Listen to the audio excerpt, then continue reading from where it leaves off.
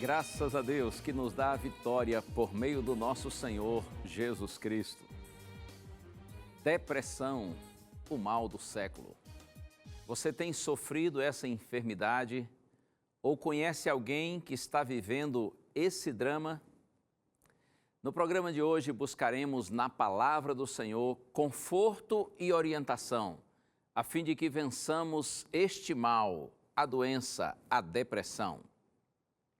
Que bom, mais uma vez, chegou a hora, está no ar, Além dos Fatos.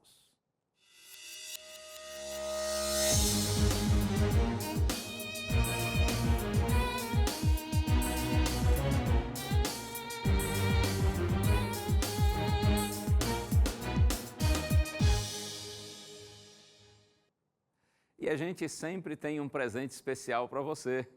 Hoje eu volto a apresentar a revista Verdades para o Tempo do Fim. Esta revista foi preparada com muito carinho pela equipe da Escola Bíblica da Rede Novo Tempo de Comunicação, equipe muito bem preparada, que conhece bem a Bíblia, estuda bastante as Escrituras e ora, pedindo a Deus discernimento para preparar materiais como este, que possam ajudar você na compreensão do livro sagrado. A revista Verdades para o Tempo do Fim é um estudo bíblico. Peça e você vai recebê-la de graça. 0800, é de grátis, pode ter certeza. Você não vai pagar nenhum centavo.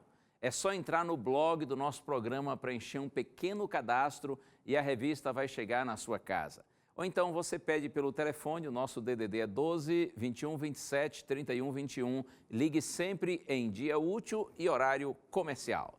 Nossa equipe anota seus dados e manda a revista para a sua casa de presente. Interaja sempre conosco através das nossas redes sociais, que agora e durante o programa você vê aparecendo aí na sua tela, porque é sempre um prazer a gente ter a sua companhia, a sua participação, suas opiniões e saber que você está nos acompanhando por meio das nossas redes sociais também.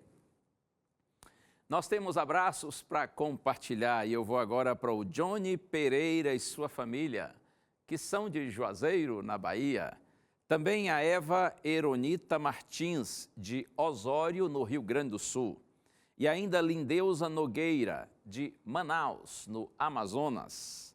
Também o Fábio Clécio, de Jaboatã, em Sergipe. E a Rosane Flor, de Florianópolis, Santa Catarina. Cada dia que passa, a audiência do Além dos Fatos aumenta. E a gente só tem a agradecer a você por esse carinho, por essa atenção. Porque dentre tantas outras opções de TV, você escolhe, nesse momento, estar com a Novo Tempo, o canal da esperança. Que bênçãos de Deus sejam cada dia mais reais na sua vida e da sua família. A depressão atinge todo mundo, não é? Todos corremos esse risco, desde os pequenininhos até os velhinhos. É impressionante como este assunto é sério.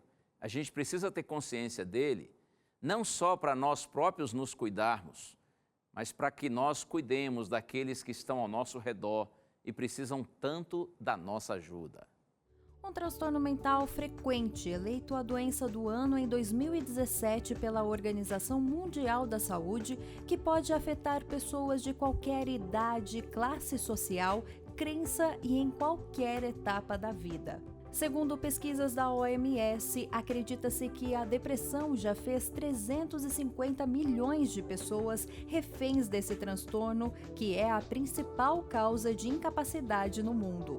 Atualmente no Brasil, estima-se que 2 milhões de pessoas acima de 60 anos têm depressão. Por outro lado, a OMS divulgou dados alarmantes em seu primeiro relatório em 2014 sobre os problemas de saúde dos adolescentes. Segundo a pesquisa, a depressão é a terceira doença mais frequente dos adolescentes e também está entre os 3 principais motivos de suicídio dos jovens entre 10 e 19 anos. Aos 13 anos, Aline perdeu o tio que cometeu suicídio. Desde então, ela também foi diagnosticada com depressão e pensou em dar fim à sua vida, mas os pensamentos mudaram. Se eu tivesse aceitado antes, eu poderia aceitar minhas dificuldades, as minhas limitações. Por eu falar, por eu partilhar minha dor e escutar a dor dos outros, isso me ajuda muito. Por mais perturbada que eu esteja, eu penso, ok, eu não posso me matar. Porque eu não quero fazer isso com os outros, eu não quero fazer isso com a minha mãe, com a minha família. Assim como a Aline, procurar ajuda profissional e um amparo emocional são essenciais para ter sucesso no tratamento da doença. Grupos de voluntários anônimos apoiam milhares de pessoas que estão nesta situação, como o CVV. Mas ficar atento às atitudes do próximo pode muitas vezes salvar vidas. Quando a gente percebe que a pessoa modifica a sua rotina, perde o prazer naquilo que antes ela demonstrava prazer, é bom ficar assim atento, se colocar disponível para ouvir, sem julgar, sem criticar, deixar a pessoa pura e simplesmente falar, se esvaziar. Quem te ama vai continuar te amando. Não tenha medo disso, assim, não tenha receio de que as pessoas vão deixar de te amar, porque amor é isso. E se abrir, assim, porque partilhar a dor, eu acho que é a única maneira de cura. Eu sinto que eu tô num casulo, que eu tô em metamorfose. Agora tá difícil, tá dolorido, tá, mas eu sinto que algo tá surgindo, que uma nova Aline tá surgindo. Apesar do conforto emocional, o tratamento médico não deve ser interrompido. Tremendo isso aí, hein? Oh, Deus tenha misericórdia de nós. Precisamos estar seguros no braço daquele que é poderoso, clamando por sua ajuda, por sua direção, por sua orientação. Porque conforme você viu aí na matéria, todos nós estamos sujeitos a esse mal. Mas eu quero orar com você antes da gente buscar conforto e orientação na bendita palavra de Deus. Ó Deus, nós nos voltamos a Ti, Senhor. Como a flor se volta ao sol em busca de nutrição, de alimento, de luz, de forças, nós agora recorremos a Ti, Senhor, e Te pedimos que nos abençoes ao estudarmos Tua palavra, a fim de que essa seja conforto seguro, bênção sem medida, para todos aqueles que estão orando comigo e comigo vão estudar. Nós oramos no nome santo de Jesus. Amém. Eu quero convidar você já para um texto magnífico, profeta Isaías no Antigo Testamento, capítulo 57, verso 15. O texto maravilhoso, Isaías 57, verso 15. Olha só o que está escrito. Porque assim diz o alto, o sublime, o que habita a eternidade, o qual tem o nome de santo. Habito no alto e santo lugar, mas habito também com o contrito e abatido de espírito, para vivificar o espírito dos abatidos e vivificar o coração dos contritos. O Senhor está dizendo, através do profeta Isaías, Isaías faz questão de dizer que de fato é o Senhor que diz. Por isso que o texto começa assim, olha, porque assim diz o alto, o sublime, o que habita a eternidade, o qual tem o nome de santo. Quem mais poderia ser este, senão nosso Deus eterno, senão nosso bendito Criador? Assim diz o alto, aquele que é elevado, aquele que está acima de tudo e de todos, aquele que é maior que todos, aquele que é o Deus forte, aquele que é o Senhor dos exércitos, assim diz o alto, e que também é o sublime. Ele é perfeito, ele é digno, ele é maravilhoso. Assim diz Isaías, o alto, diz o alto, o sublime, o que habita a eternidade, o que mora na eternidade. Assim diz aquele que é eterno, porque ele não tem começo e nem fim. Ele era, ele é e para sempre será. Assim diz o alto, sublime, o que habita a eternidade, o qual tem o nome de santo, porque ele é separado, ele é diferente, Ele é inigualável, incomparável, ele é ímpar. Assim diz o alto, o sublime, o que habita a eternidade e que tem o nome de santo. O que é que ele diz? Está aqui, habito no alto e santo lugar.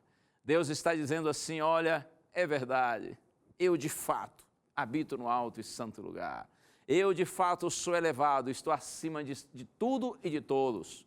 Eu sou inigualável, eu sou incomparável, habito no alto e santo lugar, mas habito também com o contrito e abatido de espírito, para vivificar o espírito dos abatidos e vivificar o coração dos contritos. Oh, como é lindo isso! Deus está dizendo, de fato, eu sou grande, mas eu me faço pequeno para socorrer os pequenininhos que precisam da minha ajuda. Eu habito no alto e santo lugar, mas eu habito também com o contrito e abatido de espírito. Eu habito também, eu moro também, eu estou junto também daquele que está caído, daquele que está prostrado, daquele que está abatido, desanimado, triste, deprimido. E o meu propósito, diz Deus, é vivificar o espírito dos abatidos. Vivificar quer dizer dar nova vida, fazer viver de novo. Sim, o meu propósito, diz Deus, é vivificar o espírito dos abatidos e vivificar o coração dos contritos. Louvado seja o nome do Senhor. Ninguém é igual ao nosso Deus. Por isso que Ele é santo, por isso que Ele é digno, é perfeito, Ele é diferente, por isso que Ele é sem igual. Deus se revela a você e a mim de várias maneiras. Uma delas é a revelação geral, a natureza, as obras criadas. Outra maneira de Deus se revelar a nós é através da revelação especial, a revelação escrita, sua santa palavra. Deus se revela ao homem também através da obra do Espírito Santo na consciência, que nós podemos chamar de revelação individual. Mas há uma outra maneira como Deus se revelou e se revela a nós. Esta, inclusive, é a suprema revelação de Deus, através do seu Filho, o Senhor Jesus Cristo. João, o discípulo amado, ele começa o seu livro, o seu Evangelho, falando a respeito do Senhor Jesus Cristo. E João apresenta Jesus como sendo o Verbo de Deus, ou a Palavra de Deus. Essa expressão verbo no grego é logos, que significa palavra, ou relato, narrativa. Quando João diz que Jesus é o Verbo de Deus, ele está dizendo que Jesus veio revelar a Deus. Jesus veio tornar a nós conhecido o Pai. Ele veio nos revelar a Deus. E eu gosto tanto de João capítulo 1, verso 14, quando João diz assim, e o Verbo se fez carne e habitou entre nós, cheio de graça e de verdade, e vimos a sua glória, glória como do unigênito do Pai.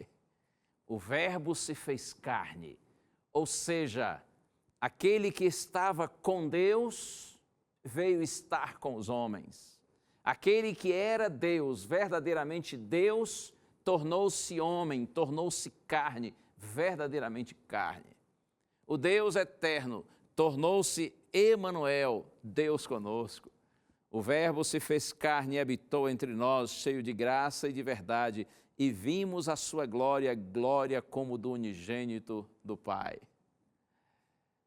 Quando João diz que o Verbo se fez carne e habitou entre nós, essa palavra, esse verbo habitar, no original, tem o sentido de armar uma tenda, de acampar.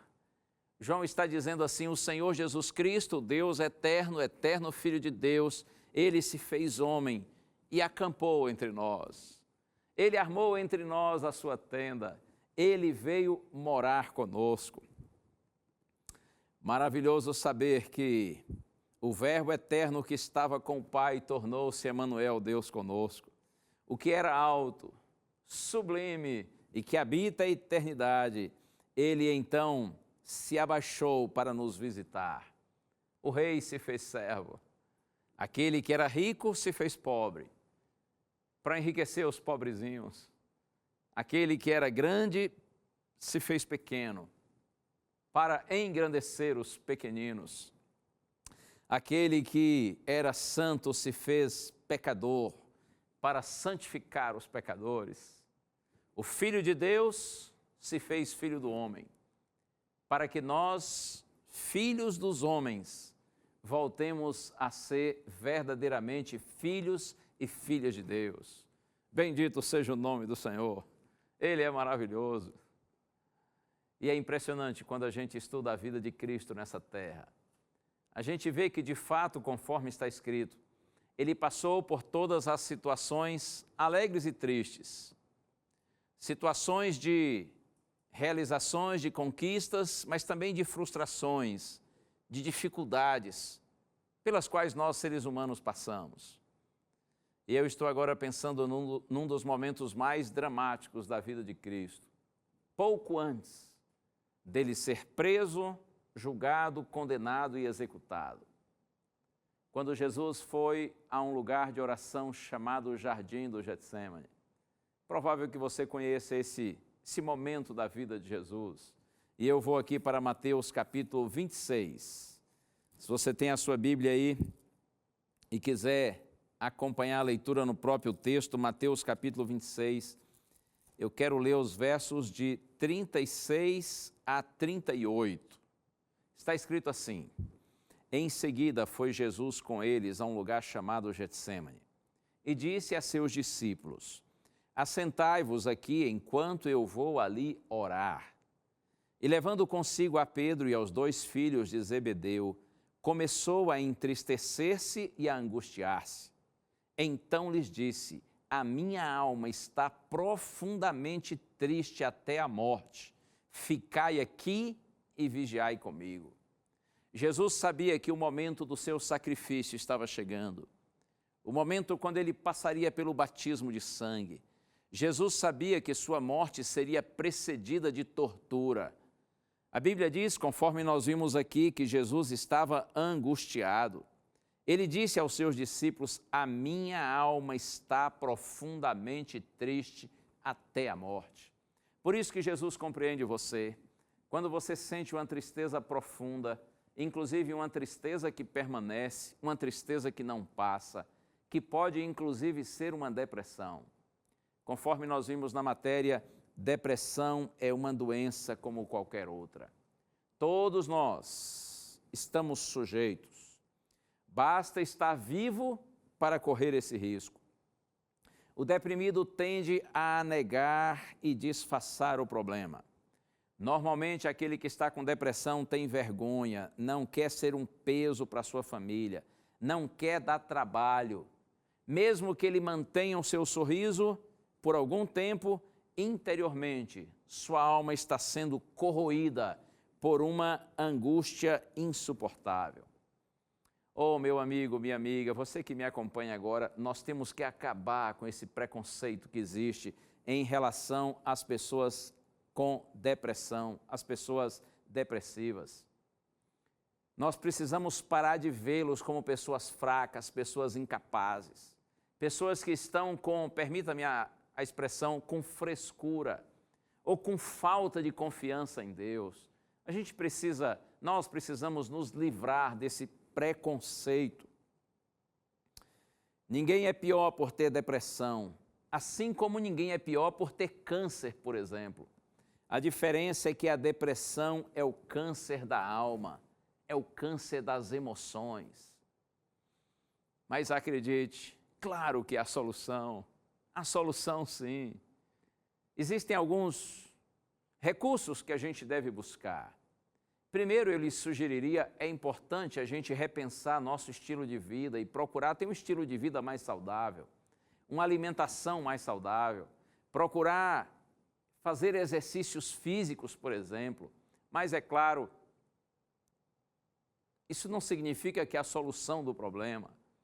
Muitas pessoas precisam buscar ajuda especializada, precisam buscar um terapeuta, um psicólogo, e se for necessário, um psiquiatra.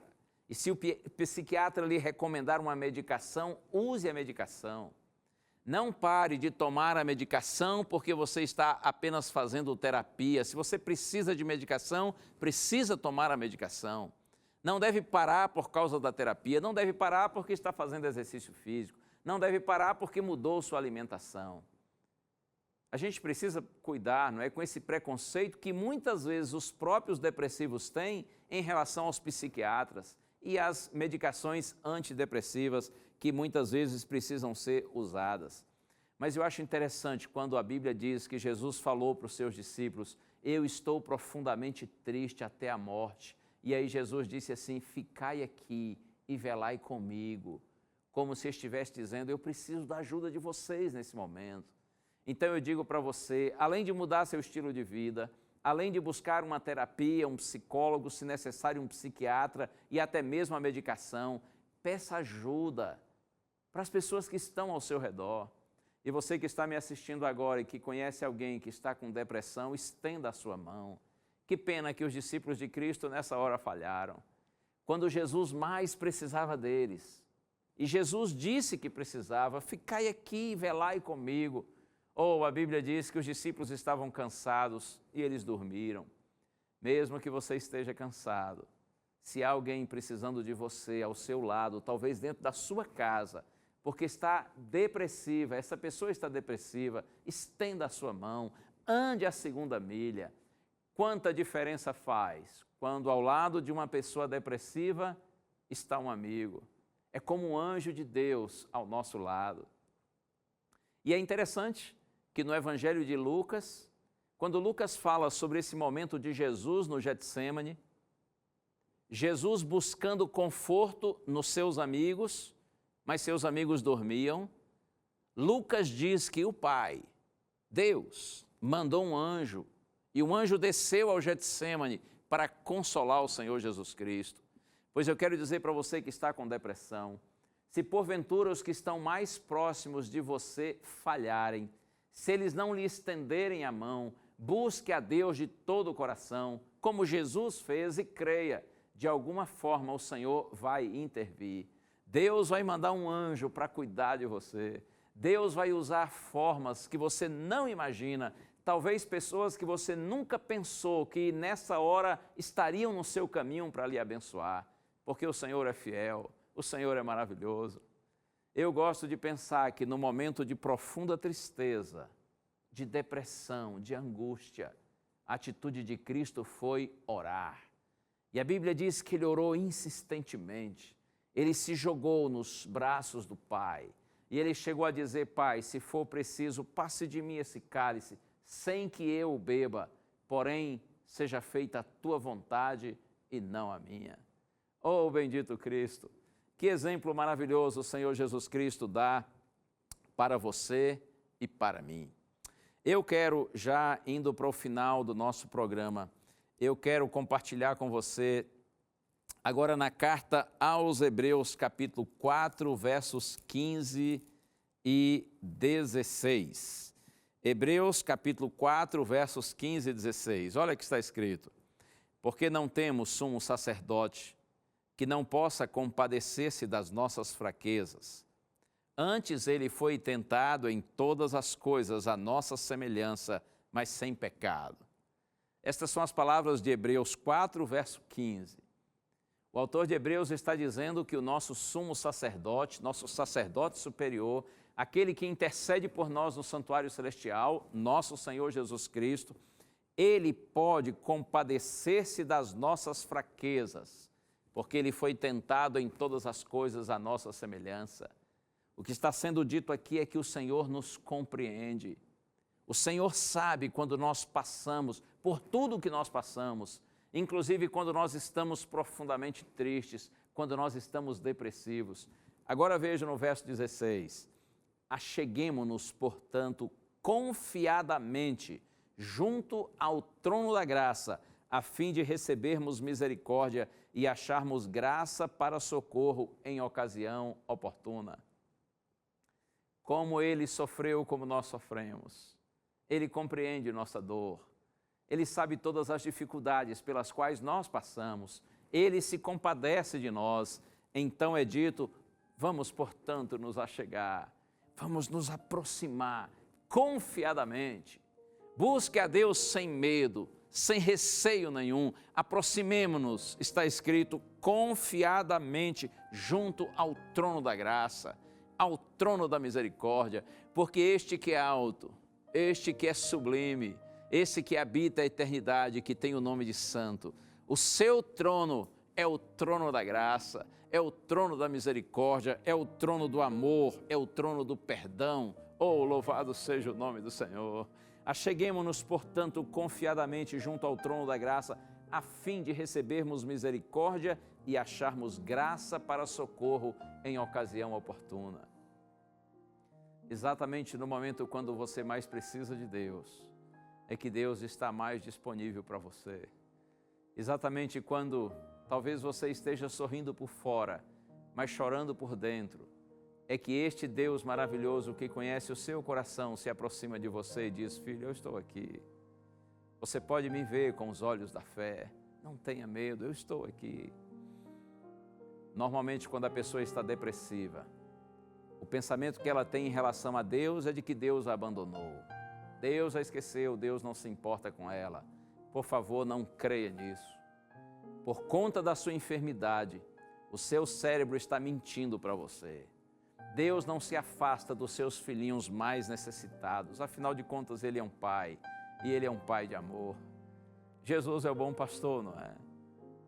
O bom pastor dá a sua vida por suas ovelhas. O bom pastor conhece todas as suas ovelhas. E está escrito, Ele as chama pelo nome, porque Ele conhece cada uma delas. Talvez os homens, as pessoas não estejam compreendendo sua dor, sua tristeza, mas creia, o seu Deus, que bem lhe conhece e que passou pelo que você passa, Ele lhe compreende, Ele sabe qual é a sua dor e Ele pode lhe confortar, lhe orientar e lhe abençoar. Por isso eu lhe peço em nome de Jesus, busque a Deus de todo o seu coração.